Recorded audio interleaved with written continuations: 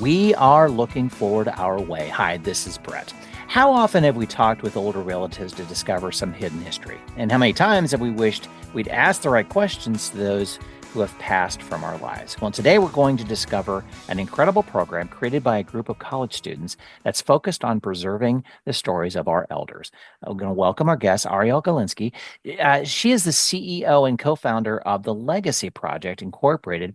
Arielle is pursuing a dual degree, a JD at Yale Law and a master's in public policy at Harvard's Kennedy School. Arielle, thank you so much for joining us today. Thank you for having me, Brett and Carol.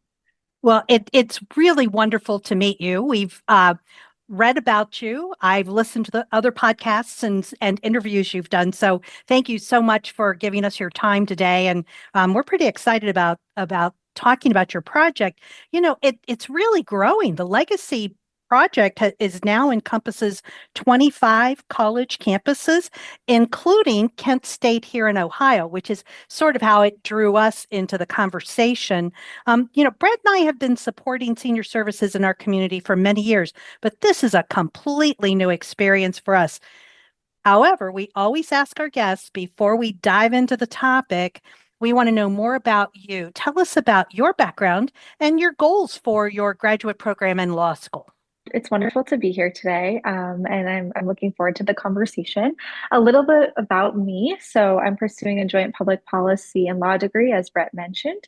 My desire, my driving force is to shape the United States long-term care system, as well as the state long-term care system in Massachusetts, which is where I grew up. I strongly believe that the policy levers to be able to get there is both going to take a kind of the policy approach, which I'm getting in my graduate program, as well as the legal approach and an intergenerational perspective. So a lot of my work sits at the intersectionality of policy, advocacy efforts, as well as trying to get more young people to get into this movement, given that it's not necessarily a sexy topic to talk about aging. So my career is going to be focused on in both nonprofit spaces and in state and federal government, working to build better systems for aging populations, but keeping in mind how critical it is to have that intergenerational intersectionality and making sure that young people are also included in that conversation. So that's my pathway.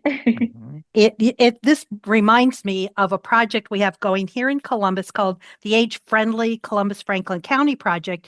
And one of the things they do is have little buttons that you could wear. And one of them, sort of their theme is aging so cool, everybody's doing it. And so that's really sort of where you're going, is to get younger folks to realize not only is it an important area to participate, but we're all doing it.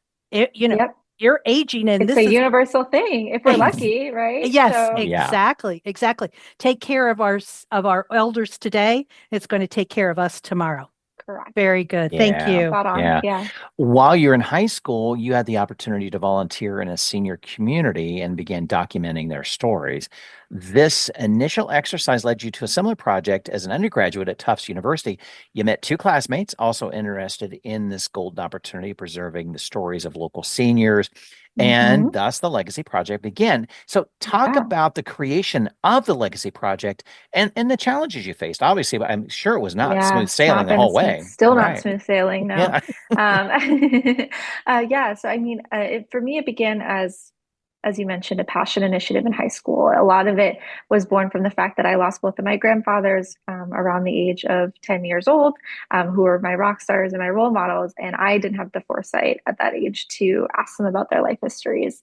And when I started, I've always had an affinity to working with older populations. When I was in high school, I started working in a senior community where the Legacy Project kind of came to be naturally because I had conversations with some of the older adults in the community, got glimpses of their life stories, and just was yearning to hear more. And so that led me to create a full-blown project where I did nearly 20 interviews, long-form interviews. And the purpose of it was to provide an opportunity to share those stories, but also then to convene everyone and their families at the end of the project to share those stories. And then COVID hit. Well, we weren't able to do that. And so I ended up taking the stories and writing a book.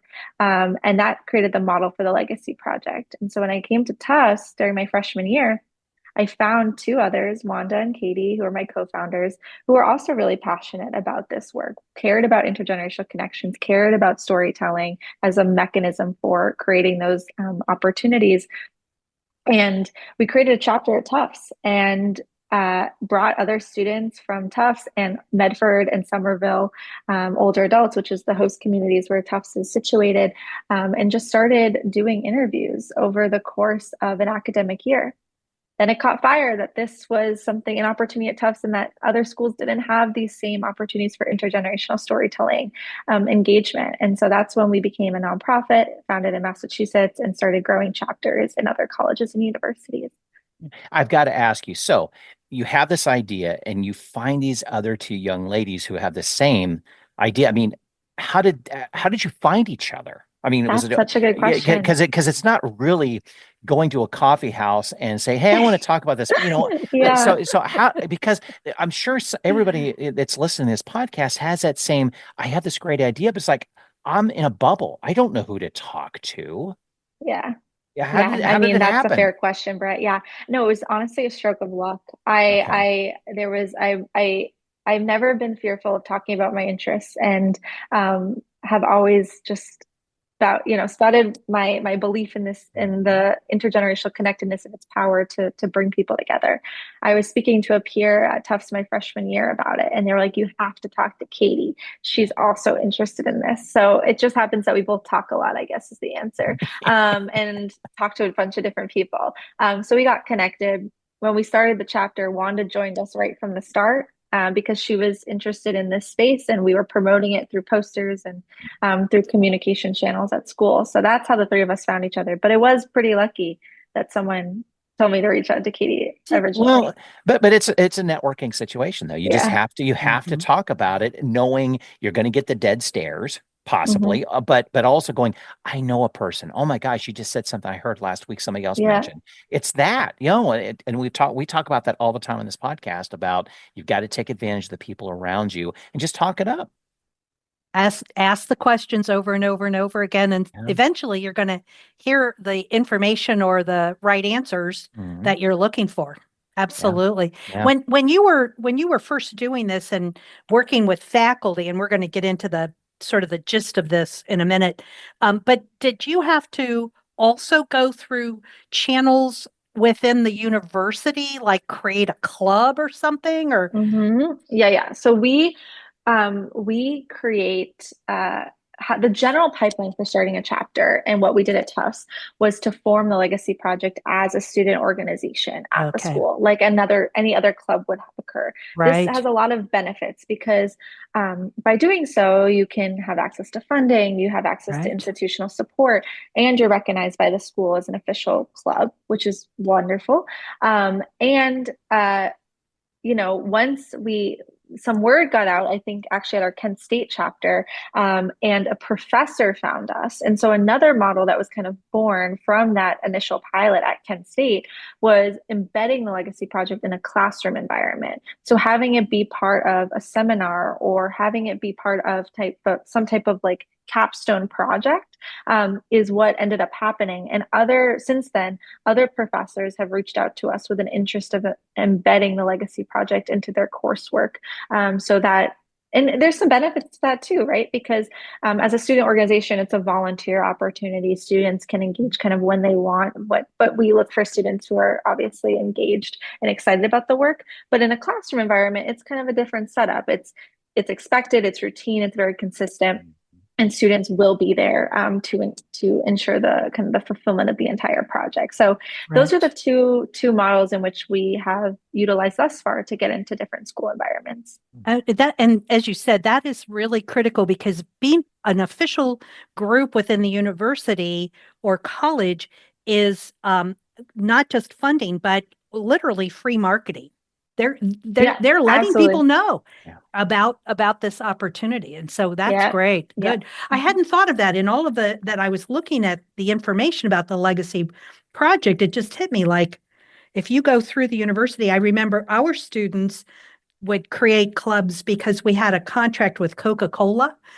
And so Oh, if the students had little events, they could put in a request for money and get that's free great. Coke products. So everybody wanted to do that because they got free goodies, for their activity. So that works Is out. You that have to partnership still available or I don't, okay. yeah, I don't know. I was just going to say, I think you need to check into that. Yeah. So, oh, absolutely. And Coke they got a lot of money. You never know. Um, Yeah. so, as Brett said, starting a nonprofit is not easy. I was running a nonprofit that had been around for 40 years, and I can't even imagine doing it from scratch. And you and your co-founders were three full-time students doing this. This is a Yeah. lot of work. When you sit back and think about all that was required, this is an intensive program. You're looking at Hmm. scheduling and volunteers and publishing and fundraising and the whole 9 yards. In all of that you have done and all the challenges you've met, what do you think was the greatest or most successful step that you reached to get the organization launched? Yeah, I mean, I think there's two things there. I think the tool that we relied on most and what we would have not been able to your point, like we still are three. I mean, two of us are still in full-time grad programs. My Katie is a full-time employee at a law firm in Boston. We we still are doing this with our studies and whatnot. And yes, it is. It's been interesting because none of the three of us had never started an organization before, and we had no one in our families that did either. So, what we Yeah. relied on so heavily was the mentors and via networking, what we talked about before, the people in the space who've already been doing this work and who could guide us.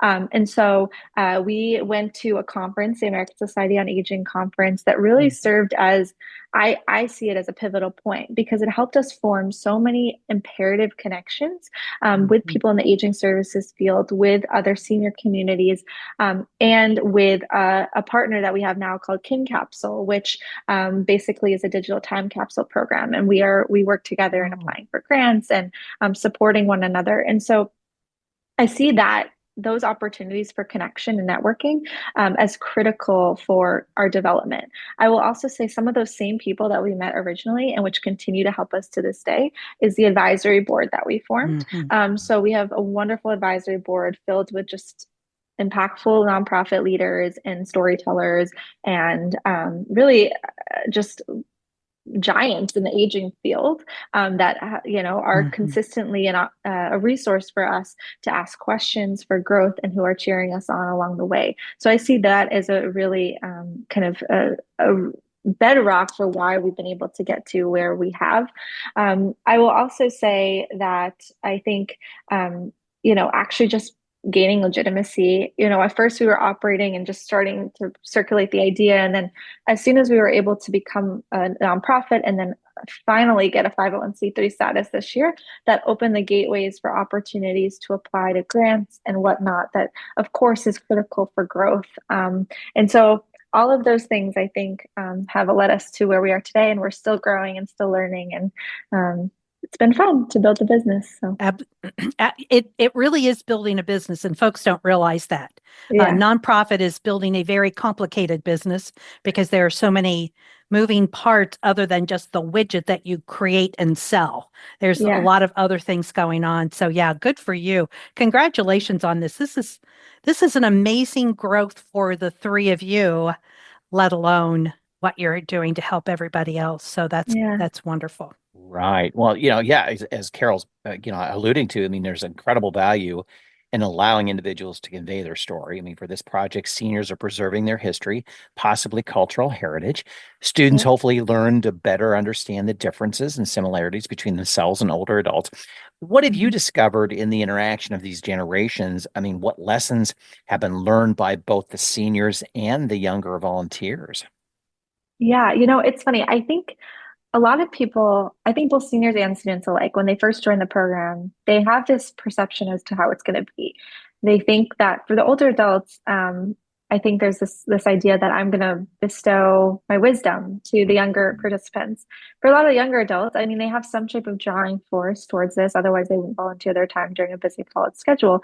But a lot of them see it as an opportunity for maybe personal development, an opportunity to build a relationship with an older adult if they didn't have one in their life. And maybe for some, it's even like they want to go to medical school and put it on their resume. It's a mix of factors. What I think is consistently the most surprising, one of the lessons, is that both parties find that it's a mutually beneficial relationship and that it's different than when they originally thought. And that's kind of the whole goal of the Legacy Project. We try to aim to demonstrate that connecting generations is not for the benefit of one party, it's for the benefit of both. And that by younger people sharing stories with older adults and vice versa, we're able to effectively create this tie. And that there's other opportunities too. Like it's not just, uplifting stories, although that's a big part of it. It's not just creating these intergenerational connections. It's about combating these sentiments of social isolation and loneliness that so many of these younger and older participants feel. And it's about combating sentiments of ageism on both sides, right? Yeah. That is often preconceived without even knowing, just because of what we're exposed to in the media, and through other forms. And so I think those are some of the lessons that we've gained, and just how close some of these pairs have gotten, that the relationships don't just end when the formal program ends at the academic year, but a lot of them, like anecdotally, I know a lot of our pairs still meet up or call every so often, so that they can stay engaged with their matches. Yeah, it's almost the antithesis of, okay, boomer. I mean, it's then, and that's good, because we talk a lot about ageism on this podcast, and it's about when you finally get to sit down and understand where both generations are coming from, all of a sudden both generations kind of get it. It's you get rid of this mythology around both, that they're really kind of going on the same journey, have gone on the same journey, or seeing like, wait a minute, your life is really not a whole lot different than mine, other than it just was 50 years ago. Yeah. And although situations are different, the critical nature of them could be the same, and the impact could be the same. It just hit me when you were talking about this notion of intergenerational communications and relationships. It not only doesn't end with the student and their connected older adult, but when that student goes off to start their career, it also gives them a much better platform of working in an intergenerational workplace. For the first time, we've got 5 generations in our workplace, and it's amazing how many young folks don't have anyone older in their sphere. Absolutely.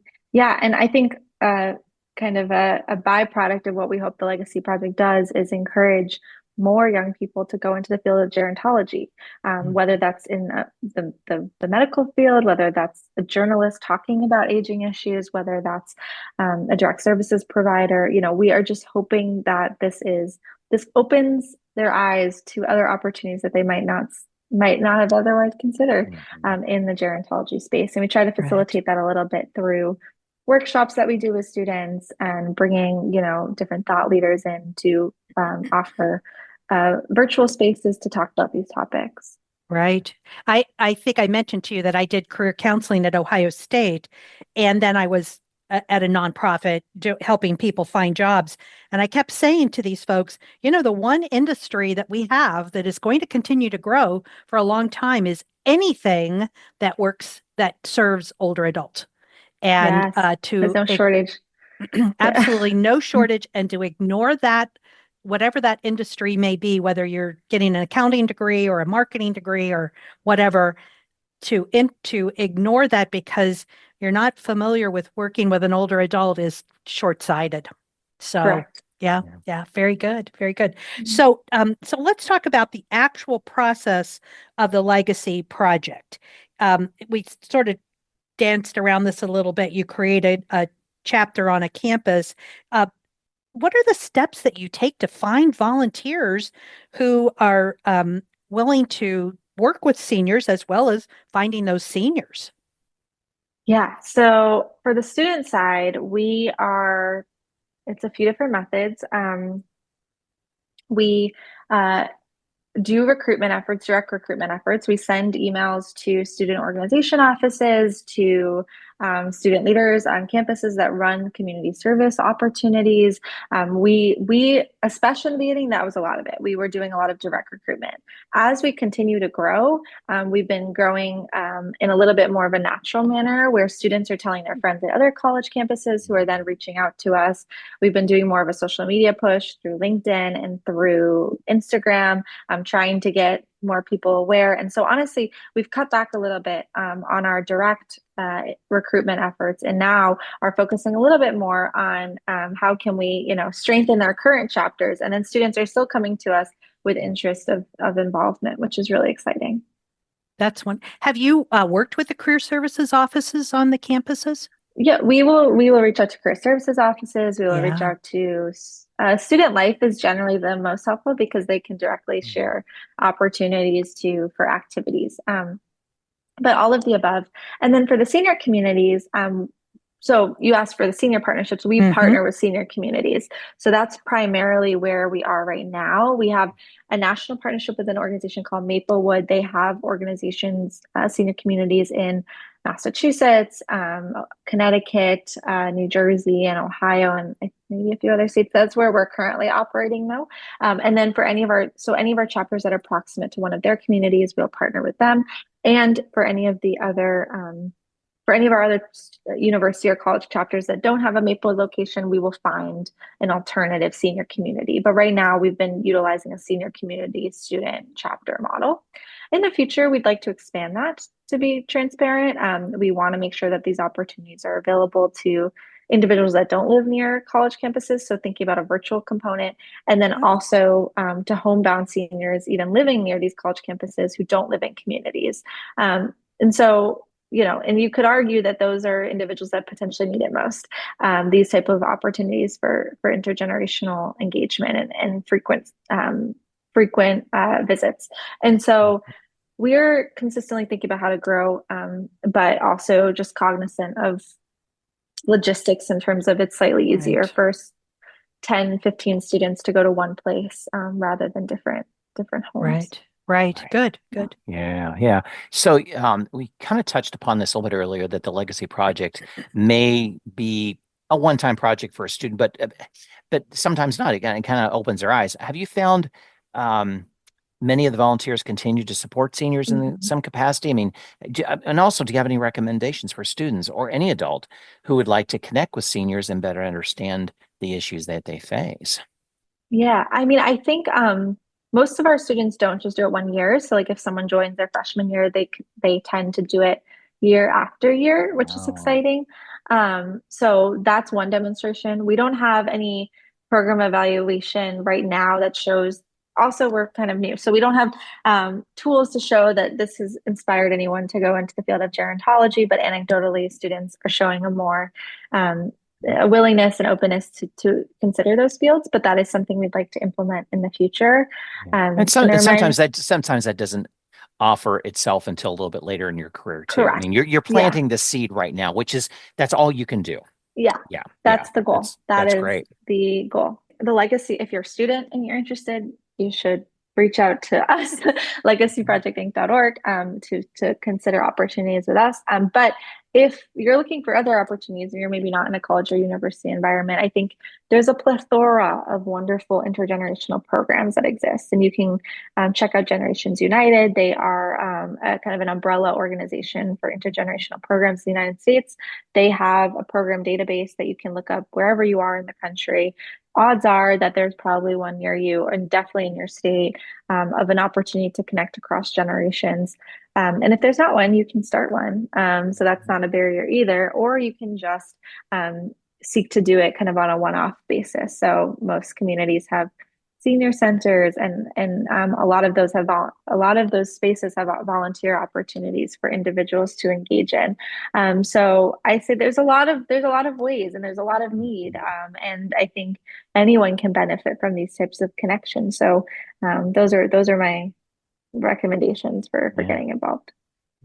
One of the things that we do on our podcast, Arielle, is create a resources sheet that will go with the Sure. podcast. So, to our Yeah, listeners, we're going to have all of this information about the Legacy Project and the programs that Arielle just mentioned, and other ideas that we may have had here in Central Ohio, great. and in terms of individuals who want to work with older adults, and also then.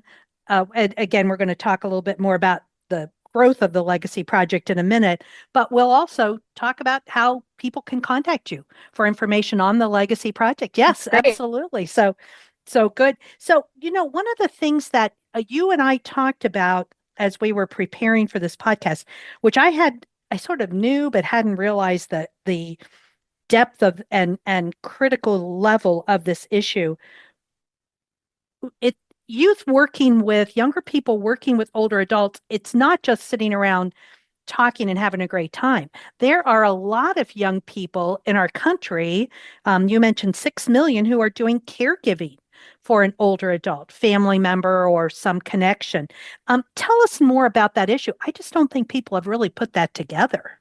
There's a couple million youth caregivers in the United States. There's been a number of reports that have shown that. So we know a number of young people who are under the age of 22 who are balancing both being a caregiver for a loved one, whether that's a grandparent, a parent, a sibling, and also balancing, you know, the normal life of being a teenager, of going to school, of preparing for college applications, of being in college, of doing an additional job, whatever it might be.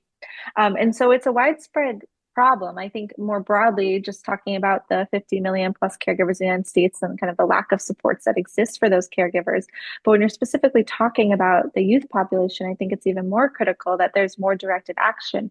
The reason being is for maybe middle-aged individuals, there's opportunities sometimes in the workplace environment where you get benefits for caregiving, or you just might be more keen about the resources available to you. But for a lot of Right. younger people, they might not even recognize themselves or self-identify as a caregiver. And so Mm. the cognizance of having to go out and seek support might not come to mind, and those supports might not be available to them. And so I think it's really critical that, when we're talking about trying to bring more youth into the conversation, into the aging world, into long-term care and caregiving, it's that younger people are already being impacted. And if that can't be lost in the mix, right? And so all of these things, I think are really important for lawmakers, policymakers, and advocates to keep in mind during their efforts to try to build a better system. Right. Having been a caregiver for a parent, I was overwhelmed by trying to find services for my dad. Um, I can't imagine doing that at the age of 22.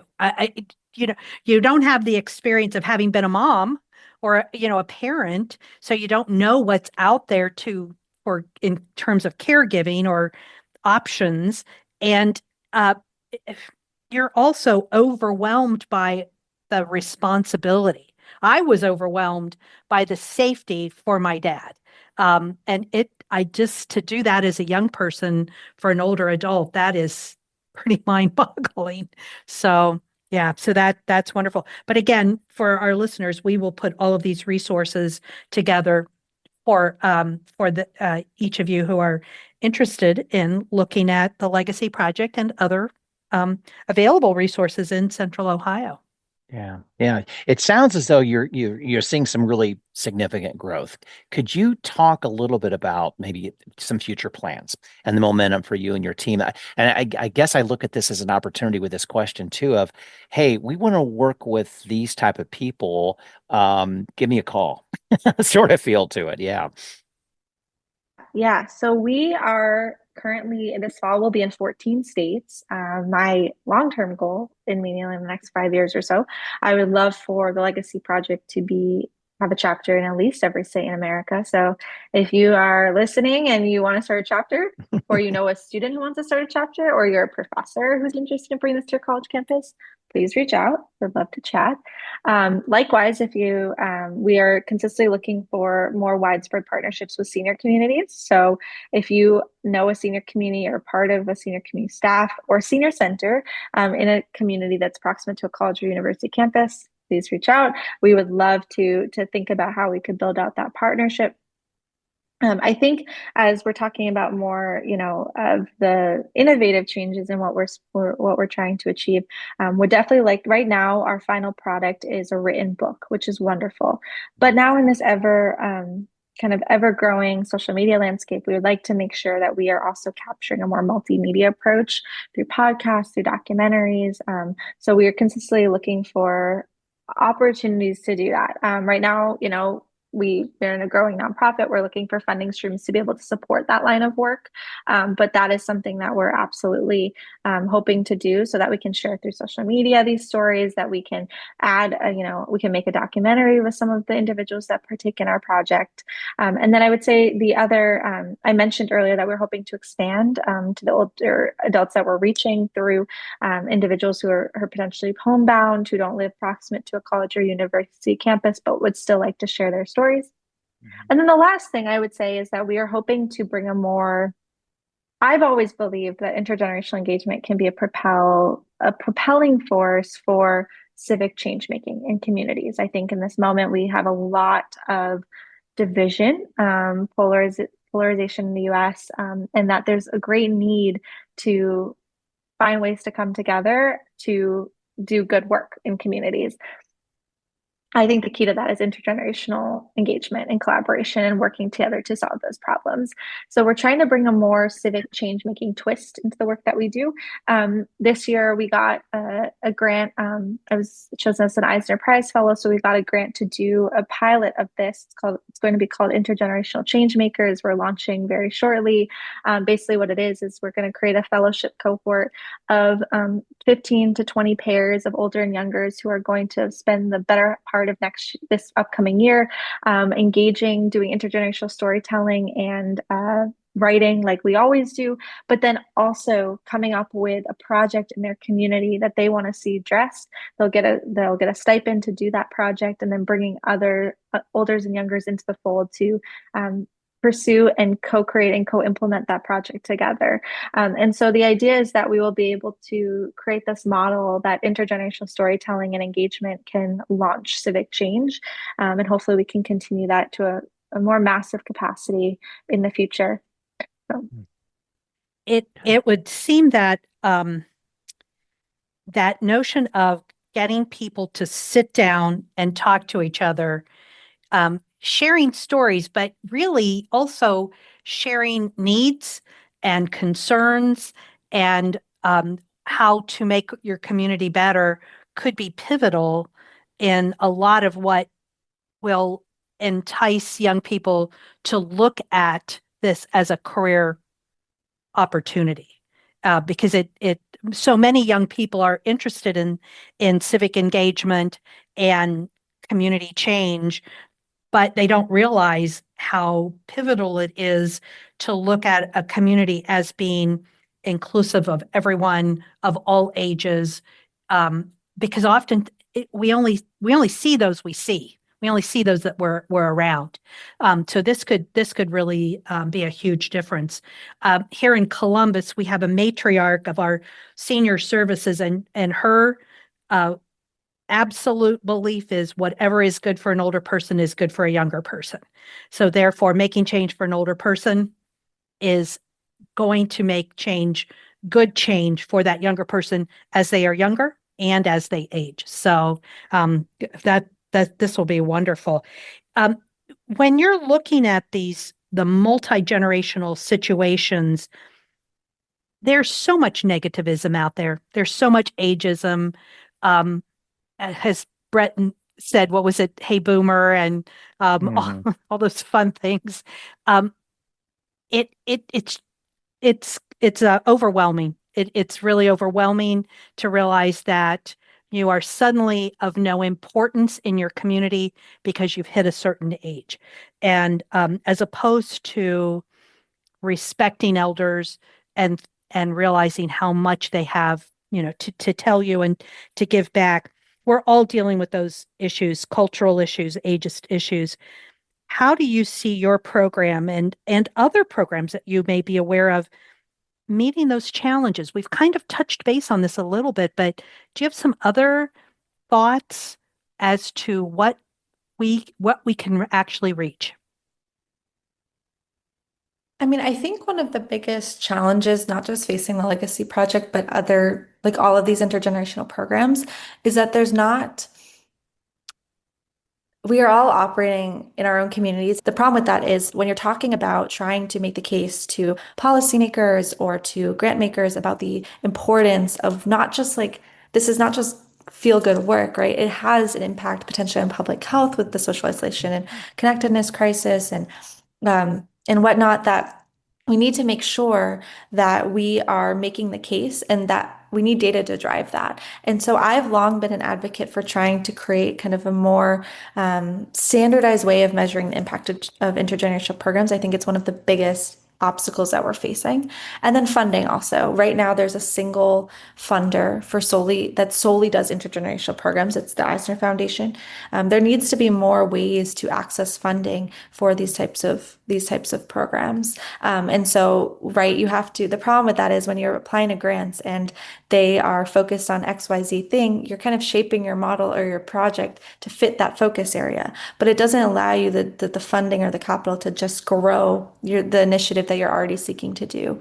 And so those are just two key challenges that aren't just facing us, but other intergenerational innovators as well. I was just wondering, in your work, Yeah. have you discovered other valuable programs that are meeting the needs of seniors? I mean, kind of once you create a program, you kind of become a magnet. You're sought out.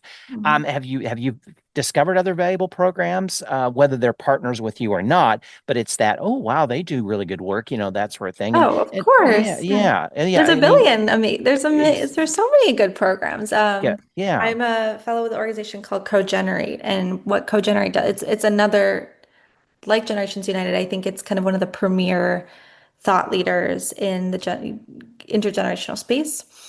They do amazing work in convening intergenerational organizations across the country for communities of practice and for webinars and conversations. And so yes, there's a billion examples, honestly, of just really wonderful orgs that are doing this work. Right here in Boston, there's an organization called Friendship Works that is connecting high school students, some college students, and older adults in the Boston area for just a myriad of different programming. DeRote is another one in New York City that is doing very, great work in terms of trying to bring younger people to go into the homes of older adults, amongst other programs that they run. So there, a lot of them are geographic based, but there are a ton of different programs, and we rely on one another to learn and to try to strengthen the programs that we put out.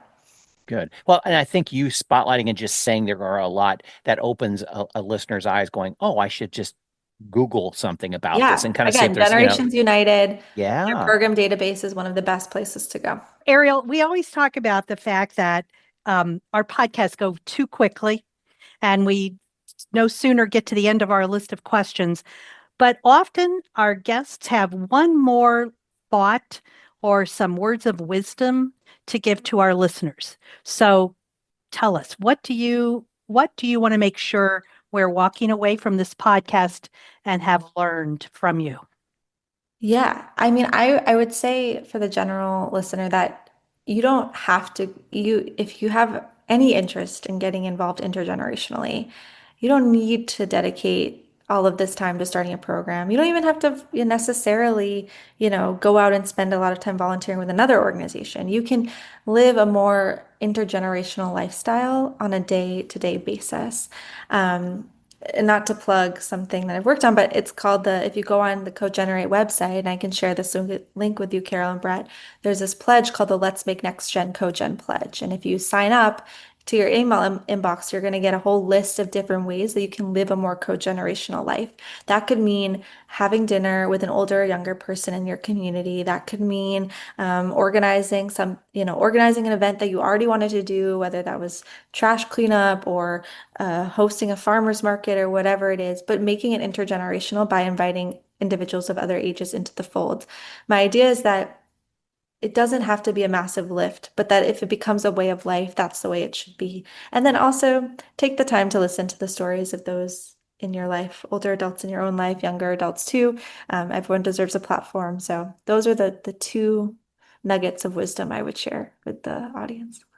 One of the things that we should probably add to our resource list is how information on the books that you have already put together from the Legacy Project times of young people working with older adults, because you're creating those storybooks of stories.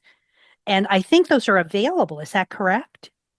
So our Tufts chapter ones, all of those are available, and they're just actually publishing. Next year, we'll have all of our chapters publishing a book. So yeah, yes, you can just go look at our Amazon front. They'll all be there, and they'll continue to be populating there over time too. Good. So you can stay informed and keep reading those stories.